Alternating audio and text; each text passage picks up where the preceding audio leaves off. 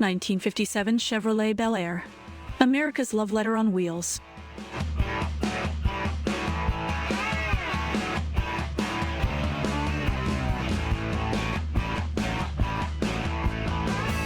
Picture this. It's 1957.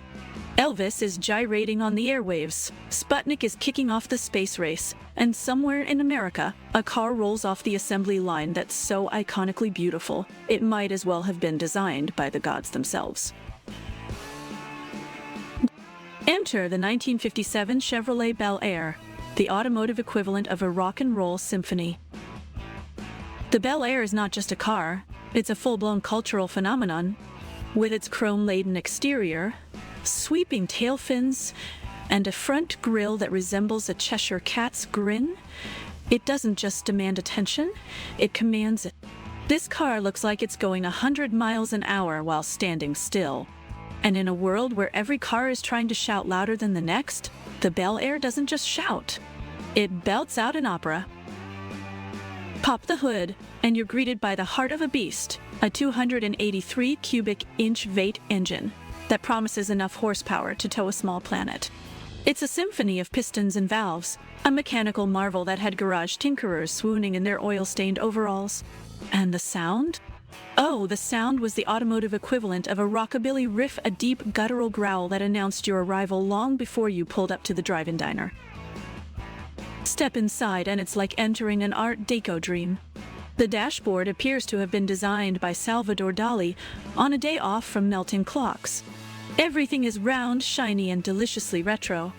The seats are plush enough to make your grandmother's best armchair look like a medieval torture device. And the smell, oh, the intoxicating smell of vintage leather and gasoline mixed with a whiff of rebellious spirit. Now, let's not ignore the elephant in the room. Despite all these glorious traits, the Bel Air is, by modern standards, utterly preposterous. Its handling is about as sharp as a butter knife, and the brakes? They're more of a polite suggestion than a command. And don't even get me started on the fuel consumption. It drinks petrol like a sailor on shore leave. But these flaws only add to its undeniable charm. You don't drive a Bel Air to get from point A to point B.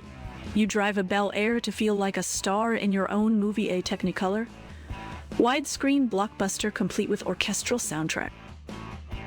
So why in this age of clinical efficiency and tech-laden marvels are we still gushing over a car from the 50s? Simple. The Bel Air isn't just a car.